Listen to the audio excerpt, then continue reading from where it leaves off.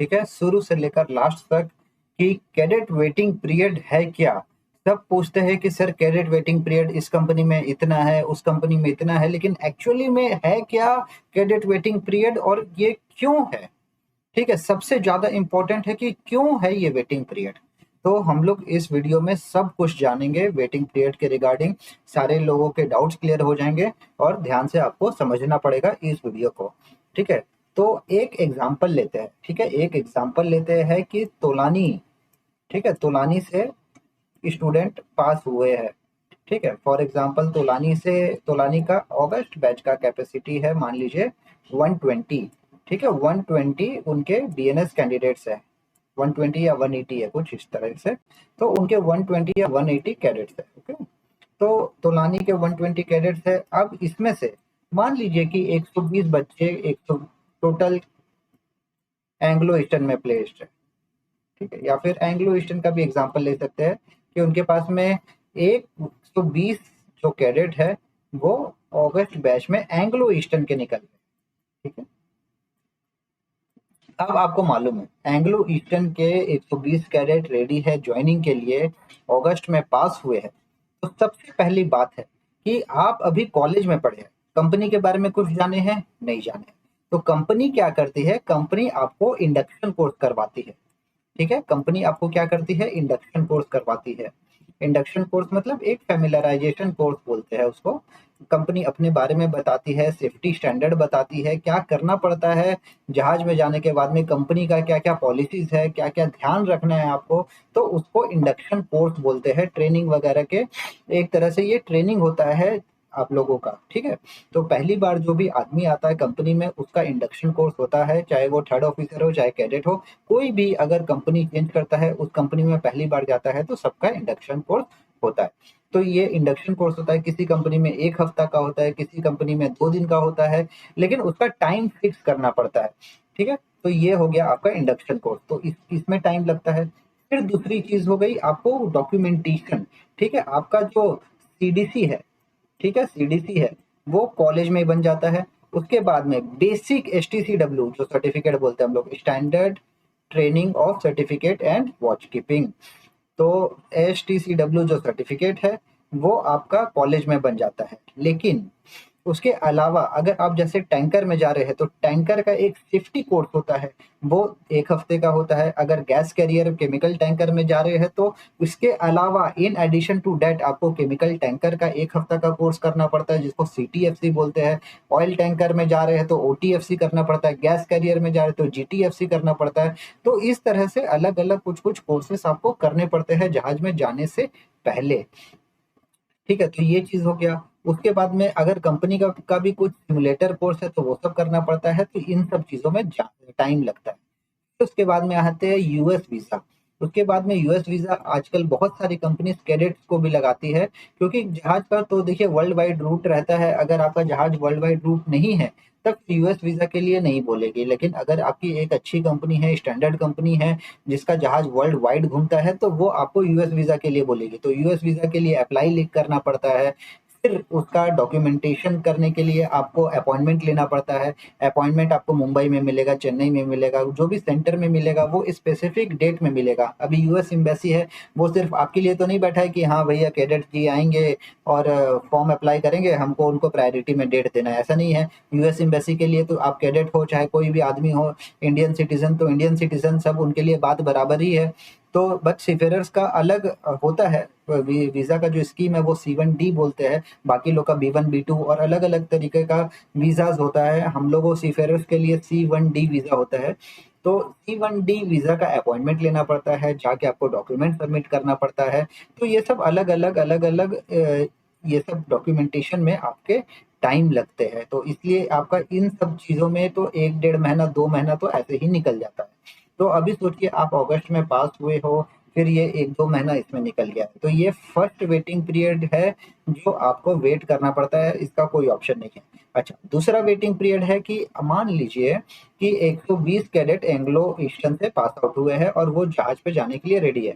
120 लोगों का जो मैंने ऊपर में बताया वो डॉक्यूमेंट्स बन के सब कुछ रेडी हो गया। अभी इनके डॉक्यूमेंटेशन रेडी है।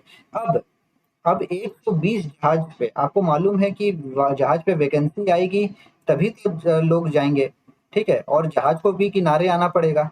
तो 120 जहाज पे ऐसा तो नहीं है, क्योंकि एक कैडेट जब जाता है, एक कैडेट जब शिप ज्वाइन करता है, तो वो एक दिन के लिए नहीं ज्वाइन करता, वो 6 महीना के लिए ज्वाइन करता है। ठीक है, जब वो 6 महीना के लिए ज्वाइन करता है तो ऐसा कंपलसरी नहीं है कि 6 महीना हर कैडेट का 120 कैडेट का 6 महीना कॉन्ट्रैक्ट एक ही दिन खत्म हो रहा हो। ठीक है, किसी का 1 मार्च को खत्म होगा, किसी का 1 दिसंबर को खत्म होगा, किसी का 15 दिसंबर को खत्म होगा, तो सबका अलग अलग डेट होगा।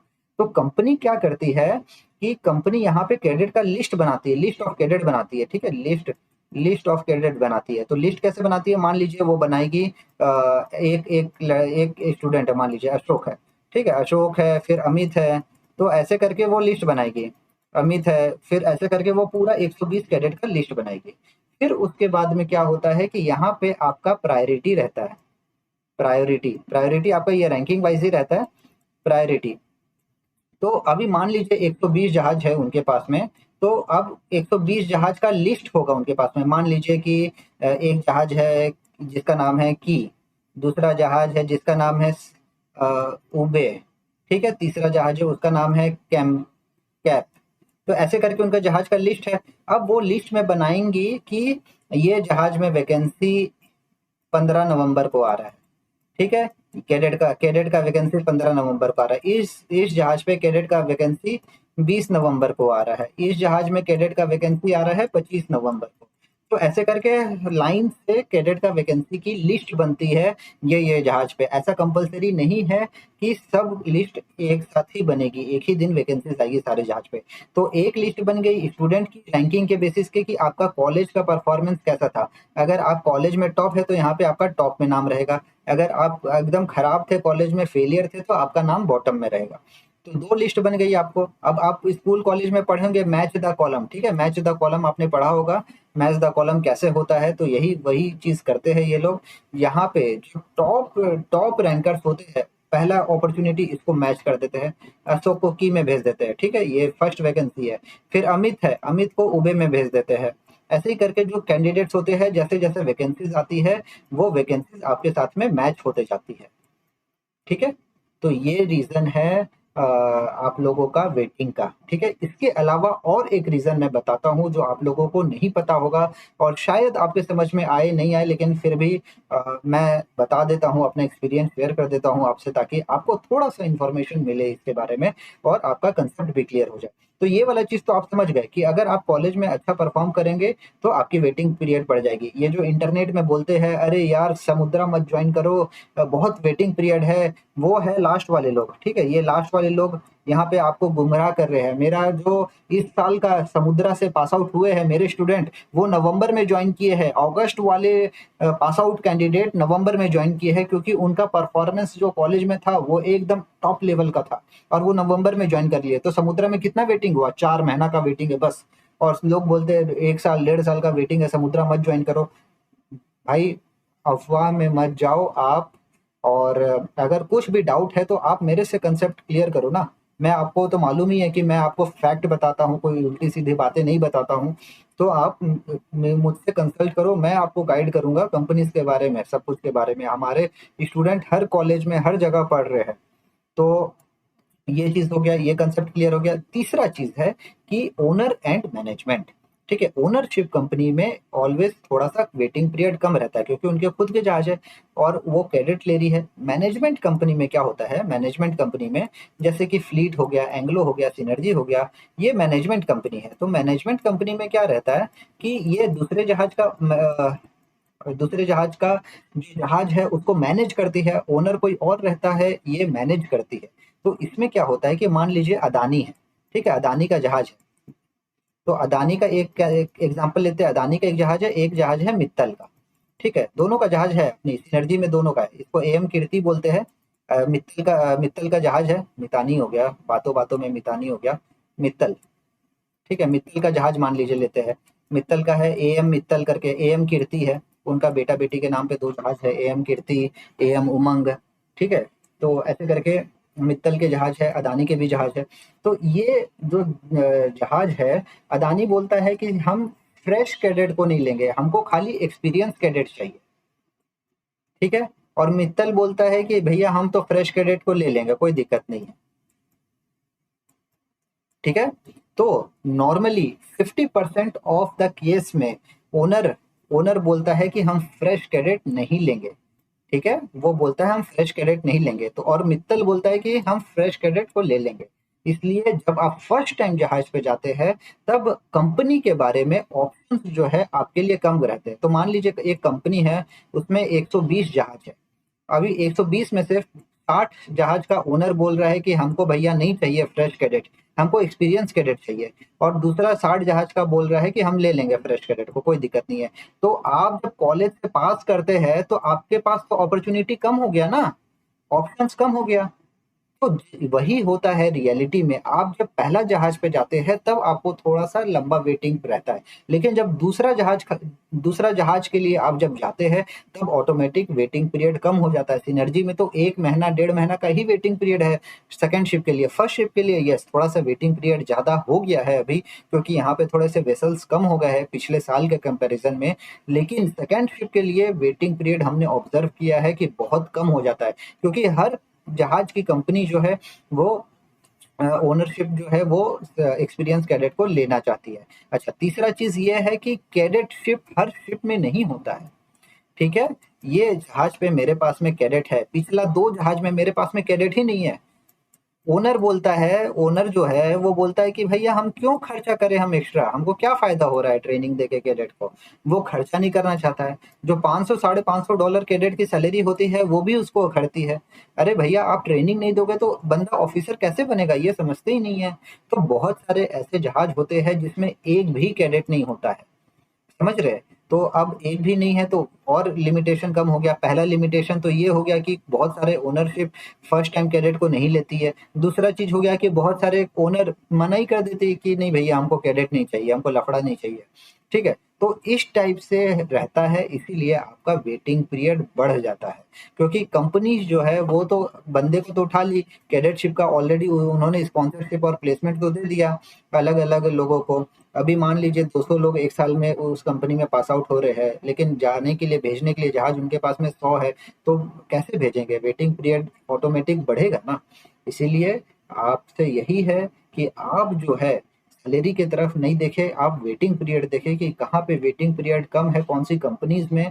और अगर आपको डाउट है तो आप पूछिए हमसे, हम बताएंगे आपको कि कौन सी कंपनी में कितना वेटिंग पीरियड है। हम गाइड करेंगे आपको, लेकिन हम तभी बता पाएंगे जब आप उस कंपनी के लिए एलिजिबल रहेंगे। ऐसे ही हवा में सबको हम नहीं बताते हैं। अगर आप उस कंपनी के लिए एलिजिबल है और हमसे पूछिए, फिर हम आपको बताएंगे उस कंपनी के बारे में कि क्योंकि देखिए ये सब कॉमन चीजें हैं। अगर आप बोलोगे तो अगर बहुत सारे लोगों का क्वेरी आ रहा है, तो हर लोगों को एक एक करके जवाब देना थोड़ा सा मुश्किल हो जाता है। तो मैं वेटिंग पीरियड हर कंपनी का अलग अलग पे एक वीडियो बना दूंगा, जिसमें कंसोलिडेटेड सारे कंपनीज का मैं वेटिंग पीरियड अप्रोक्सीमेट इस साल 2025 अगस्त में जो हमारे बंदे गए हैं, हमारे स्टूडेंट जो गए हैं जहाज पे, उनसे डिस्कस करके हम आपको एक्चुअल वेटिंग पीरियड बता देंगे इस साल का, हर कंपनी का अलग अलग। और उसके ऊपर एक डेडिकेटेड वीडियो बना देंगे ताकि आप सभी कोई देख सके, ठीक है। तो होपफुली आपको थोड़ा सा आइडिया होगा कि ये वेटिंग पीरियड क्या है और इसको कैलकुलेट करने के पीछे लॉजिक क्या है।